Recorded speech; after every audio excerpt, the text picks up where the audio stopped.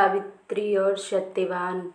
सावित्री के पति सत्यवान अल्पायु थे। उसी समय देव ऋषि नारद आए और सावित्री से कहने लगे कि तुम्हारा पति अल्पायु है, आप कोई दूसरा वर मांग ले। पर सावित्री ने कहा, मैं एक हिंदू नारी हूँ, पति को एक ही बार चुनती हूँ और उनको हर जन्म में पाने की इच्छा रखती हूँ।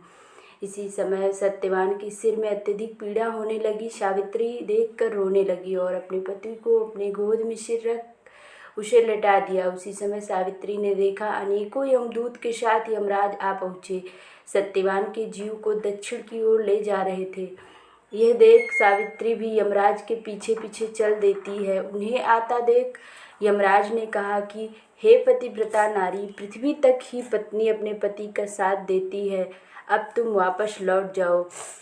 उनकी इस बात पर सावित्री ने कहा, जहाँ मेरे पति रहेंगे मुझे उनके साथ रहना है, यही मेरा पत्नी धर्म है। सावित्री के मुख से यह उत्तर सुन यमराज बड़े प्रसन्न हुए। उन्होंने सावित्री को वर मांगने को कहा और बोले, मैं तुम्हें 3 वर देता हूँ, बोलो तुम कौन कौन से 3 वर लोगी। तब सावित्री ने सास ससुर के लिए नेत्र ज्योति मांगी, ससुर का खोया हुआ राज्य वापस मांगा एवं अपने पति सत्यवान 100 पुत्रों की मां बनने का वर मांगा। सावित्री के यह तीनों वर सुनने के बाद यमराज ने उसे आशीर्वाद दिया और कहा, ऐसा ही होगा। सावित्री पुनः उसी वट वृक्ष के पास लौट आई जहाँ सत्यवान मृत पड़ा था।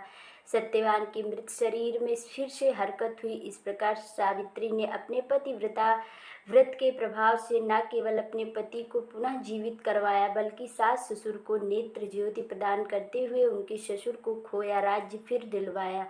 तभी से वट सावित्री अमावस्या और वट सावित्री पूर्णिमा के दिन वट वृक्ष का पूजन अर्चन करने का विधान है। ये व्रत करने से सौभाग्यवती स्त्रियों की मनोकामना पूर्ण होती है और उनका सौभाग्य अखंड रहता है। कहानी की यह सीख है कि स्त्रियां अपने पति को सभी दुख और कष्टों से दूर रखने में समर्थ होती हैं। जिस प्रकार पतिव्रता धर्म के बल से ही सावित्री ने अपने पति सत्यवान को यमराज के बंधन से छुड़ा लिया था, इतना ही नहीं, खोया हुआ राज्य तथा अंधे सास ससुर की नेत्र ज्योति भी वापस दिला दी।